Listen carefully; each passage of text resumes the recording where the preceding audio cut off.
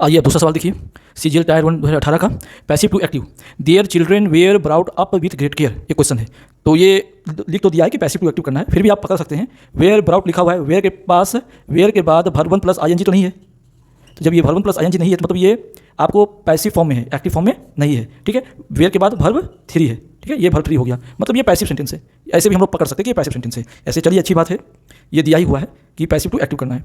There children were brought up with great care, चलिए इसका active करना है। सबसे पहले ये आपको यहाँ पे बीइंग है, बीइंग तो नहीं है, बीइंग भी नहीं है, मैंने कंटिन्यूस भी नहीं है, कुछ नहीं है। तो ये पास्ट टेंस का इंडिफिनिट का ही पैसिव फॉर्म है। क्या है, वाज या वेयर क्या होता है, पास्ट टेंस का क्या होता है, कंटिन्यूस पास्ट इंडिफिनिट का सब्जेक्ट क्या होता है, सब्जेक्ट प्लस वो सब्जेक्ट जो ऑब्जेक्ट से बन के आता है। ठीक है, सब्जेक्ट प्लस है ना, वाज या were plus verb 3 plus by plus object. ठीक है, मेनली ये सिस्टमेटिक एक नॉर्मल लिखा हुआ है, एक्सेप्शंस होते हैं। तो वाज या वेयर प्लस वर्ब 3।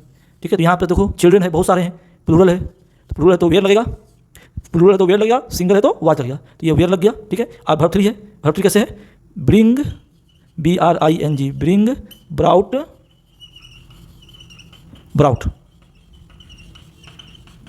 ठीक है, ये वर्ब 1 होता है, ये वर्ब 2 होता है, ये वर्ब 3 होता है। ठीक है, तो नॉर्मली ये दोनों सेम होता है ना, इसलिए मगर यहाँ पे वर्ब 3 है। ठीक है, तो इसका जो आप एक्टिव करेंगे वो होगा पास्ट इंडिफिनिट में। तो ठीक है, चलिए काटा काटी करते हैं, ऑप्शन हटाते हैं। यहाँ हैव है, हैव का कोई काम ही नहीं है प्रेजेंट का, ये कट गया।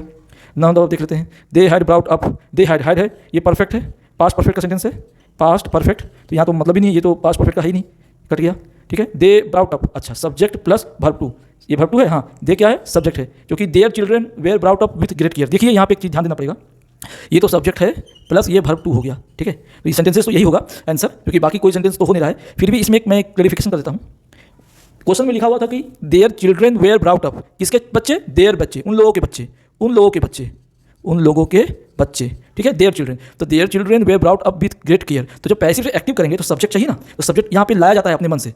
तो देयर चिल्ड्रन है तो राम और मोहन का तो बच्चा नहीं लिख सकते हैं, जिसका बच्चा है उसी का रहेगा ना, तो देयर को हम कर देते हैं क्योंकि ये पॉजेसिव हो गया, ये देयर मतलब उनके बच्चे। ठीक है, योर चिल्ड्रन, देयर चिल्ड्रन, ये पॉजेसिव है, तो उसका सब्जेक्ट क्या होगा, यू। देयर के लिए सब्जेक्ट क्या हो जाएगा, जब देयर लगा हो तो उसका सब्जेक्ट क्या लेके आएंगे अपने मन से, दे। ठीक है, क्योंकि पैसिव टू एक्टिव करेंगे, एक्टिव टू पैसिव में सब्जेक्ट और ऑब्जेक्ट को लाना पड़ेगा। यहाँ पे ऑब्जेक्ट गॉन है, तो किसने किया, तो उसको वो सब्जेक्ट बनाना पड़ेगा, तो उनके बच्चे उनके द्वारा ही पाले गए होंगे। 90% माँ पिताजी अपने बच्चे को पालते हैं, तो दे अपने मन से लाया गया, they brought up their children तो होगा ही, they brought up their children with great care. ठीक है, तो यहाँ पे देयर चिल्ड्रन जो है ये उधर चला गया और एक सब्जेक्ट अपने मन से ले आए, वो दे है, जो कि सुटेबल है, एकदम अपोजिट नहीं है, उसको देखते हुए हम लाए हैं। देयर चिल्ड्रन है तो उसको कौन पालेंगे, दे पालेंगे, इसलिए ऑप्शन 1 सही हुआ, they brought up their children with great care, ये सही होगा। तो ऑप्शन नंबर 1 जो है ये सही हुआ।